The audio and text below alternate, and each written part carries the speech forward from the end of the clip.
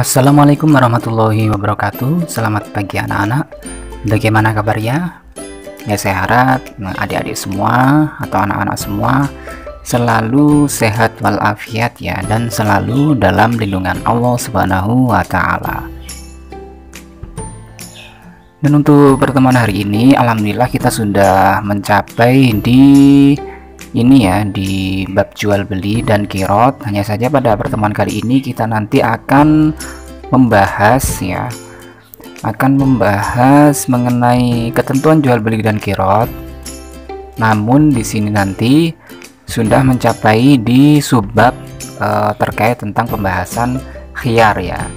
Jadi nanti kita itu pada pertemuan hari ini itu nanti akan membahas tuntas ya terkait dengan apa itu yang dinamakan dengan khiyar. Jadi terkait dengan pengertiannya, kemudian di situ juga nanti kita akan membahas macam-macam khiyar itu bentuknya seperti apa atau dibagi menjadi berapa macam, dan juga hukum khiyar itu seperti apa, kemudian hikmah dari khiyar tersebut adalah seperti apa. Namun sebelum saya memulai pembahasannya atau melanjutkan ke pembahasan lebih lanjut, saya mengimbau kepada adik-adik semua ya, ketika mengikuti pelajaran saya untuk tidak men-skip videonya ya, supaya nanti apa yang saya sampaikan adik-adik juga bisa mengetahuinya, materi yang saya sampaikan secara keseluruhan.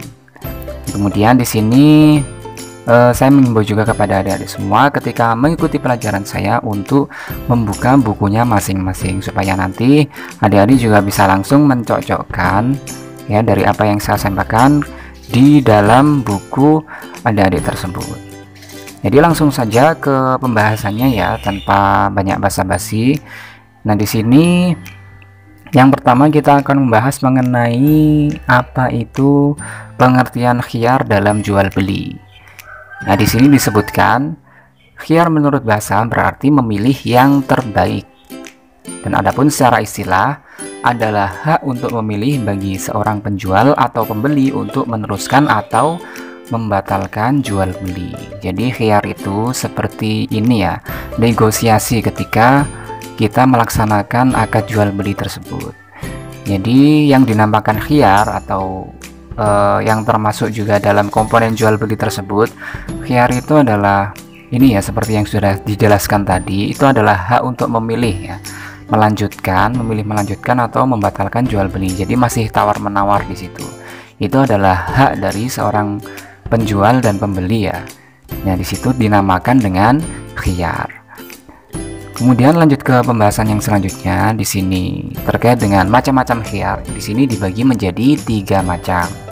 Yaitu yang pertama ada khiyar majelis, kemudian ada khiyar syarat, dan yang ketiga yaitu khiyar aib. Dan untuk pembahasan lebih lanjut terkait dengan ketiga macam jenis khiyar ini, mari kita simak videonya bersama-sama. Jadi jangan di skip-skip ya, supaya nanti tidak ketinggalan informasi-informasi penting yang ada di dalam video ini. Nah, di sini langsung saja pembahasan yang pertama, yaitu khiyar majelis adalah hak untuk memilih atau meneruskan atau membatalkan jual beli pada saat mereka masih ada di tempat akad jual beli tersebut. Jadi di sini perjanjiannya atau deal-dealannya ya, bahasa gaulnya sekarang, itu mereka masih berada di tempat tersebut. Contohnya semisal saya mau membeli HP ya. Nah, di situ saya pasti ya tawar menawar ya. Ya, tentu saja ketika kita membeli gadget ya atau HP ya, khususnya pada saat sekarang ini, itu pasti kita akan membandingkan dulu dengan produk-produk yang lain. Jadi sekiranya kita nanti ketika membeli itu tidak merasa menyesal ya, seperti itu. Maka dari itu kita ketika di situ menanyakan barang yang akan kita beli kepada si penjualnya, itu adalah namanya khiyar ya. Jadi kita masih memilih-milih nanti kita jadi membeli atau tidak, lah itu dinamakan dengan khiyar. Dan khiyar majelis ini syaratnya harus masih berada di tempat tersebut. Misal tempat jual belinya berada di counter ya, sudah kita khiyar majelisnya yaitu berada di counter tersebut. Jadi kita masih ini ya, negosiasi di dalam tempat tersebut. Itu namanya khiyar majelis. Kemudian lanjut ke pembahasan yang selanjutnya, yaitu tentang pembagian khiyar. Di sini ada khiyar syarat.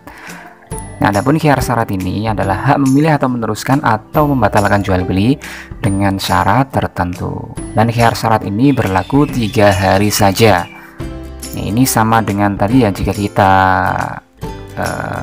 kaitkan ya dengan penjualan HP tadi, atau kita ketika menjual, atau kita akan menjual, maksud saya di sini ketika kita akan membeli HP ya, maksud saya seperti itu.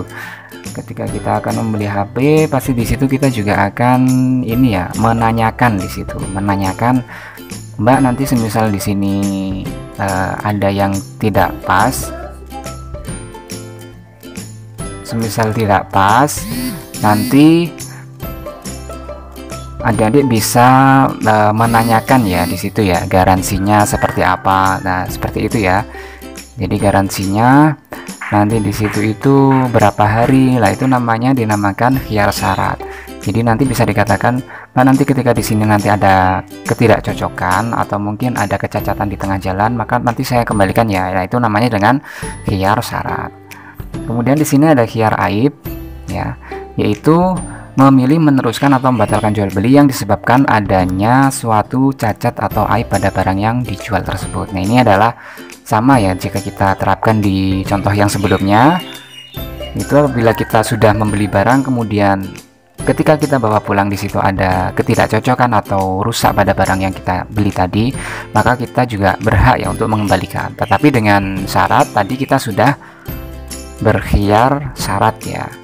Apabila ketika kita sudah deal-dealan tadi ya, sudah sudah menyampaikan kepada si penjualnya, nanti kalau semisal ada kecacatan nanti saya kembalikan ya. Nah, itu baru boleh dikembalikan. Namun di sini dalam konteks khiyar aib ya, khiyar aib di sini walaupun tidak ada khiyar syarat tersebut ya, dan barang tersebut ketika kita beli ada kecacatannya, maka kita juga wajib berhak mengembalikannya, dan itu sudah menjadi tanggung jawab si penjualnya.